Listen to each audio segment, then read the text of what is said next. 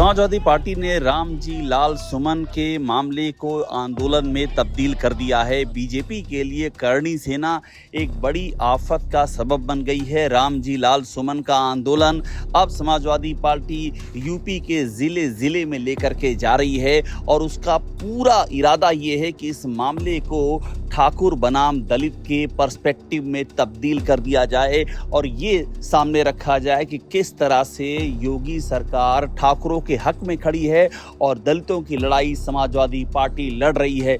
ये तस्वीर आप इटावा की देखिए। इटावा में जम करके प्रदर्शन चल रहा है, लोग आगे बढ़ रहे हैं। समाजवादी पार्टी के ये कार्यकर्ता और रामजी लाल सुमन पर करणी सेना का जो हमला हुआ है उसके खिलाफ लगातार ये लोग नारेबाजी कर रहे हैं।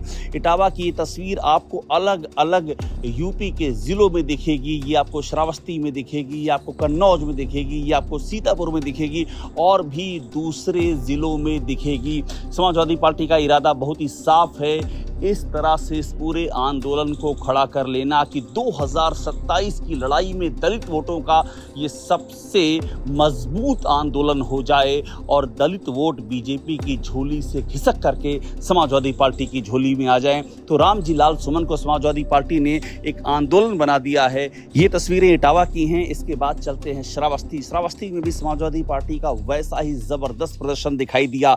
यहाँ भी बाकायदा ज्ञापन दिया गया, मांग की गई छत्री करणी सेना के खिलाफ कार्रवाई की जाए। समाजवादी पार्टी के कार्यकर्ता और नेता यहाँ भी सड़क पर उतरे और जम करके सरकार के खिलाफ प्रदर्शन किए।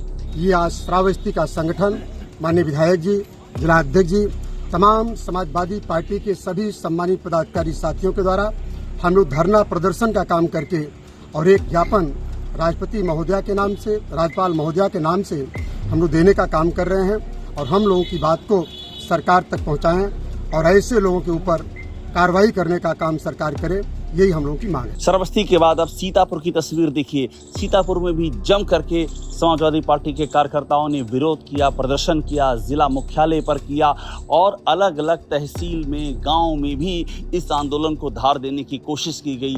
ऐसी ही कोशिश कन्नौज में भी की गई। आपको सीतापुर और कन्नौज दोनों तस्वीरें हम दिखा रहे हैं और यहाँ के नेताओं की बात सुनिए, आपको समझ में आएगा कि समाजवादी पार्टी का इरादा क्या है। कि उत्तर प्रदेश की सरकार का पूरा संरक्षण सेना को, करणी सेना को मिला हुआ है। सरकारों को कानूनी कार्रवाई करनी चाहिए। सरकार सुरक्षा के इंतजाम करे। अगर सरकार इन चीजों में विफल होती है तो हम लोग समाजवादी पार्टी के लोग आगे की रणनीति तय करके और सांसद की सुरक्षा भी करेंगे और उनसे मुकाबला करने के लिए हम लोग तैयार हैं। दरअसल समाजवादी पार्टी बीजेपी सरकार की गलतियों से फायदा उठाने की कोशिश में है। रामजी लाल सुमन के मामले में छत्री करणी सेना लगातार एक के बाद दूसरी गलतियां करती जा रही है और प्रशासन उसको गलतियां करने की छूट दे रहा है।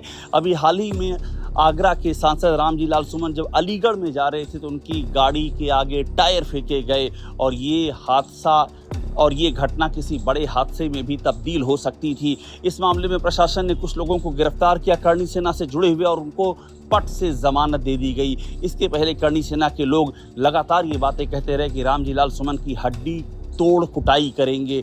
एक चुने हुए सांसद के बारे में जिस तरह की भाषा का इस्तेमाल किया गया, हथियार लहराए गए। करणी सेना के आगरा के आंदोलन में बाकायदा डबल बैरल की बंदूकें चमकाई गईं, तलवारें चमकाई गईं, लाठी और डंडे चमकाए गए।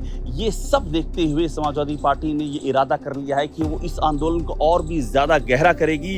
रामजी लाल सुमन समाजवादी पार्टी के दलित आंदोलन का बड़ा चेहरा बन चुके हैं और उसकी रणनीति बहुत ही साफ है। अगर 2027 में उसके पास जो ओबीसी वोट हैं, यादवों के साथ में उसने जिस तरह से कुर्मी, शाक्य, कुशवाहा, मौर्य, इन तमाम वोटरों को जोड़ा है और अगर साथ में दलित वोट उसको मिल जाते हैं तो 2027 में उसे कोई रोक नहीं सकता है। तो ऐसे में रामजी लाल सुमन को समाजवादी पार्टी ने अपना ब्रह्मास्त्र बना लिया है और इस ब्रह्मास्त्र का जमीन पर असर भी दिखाई दे रहा है।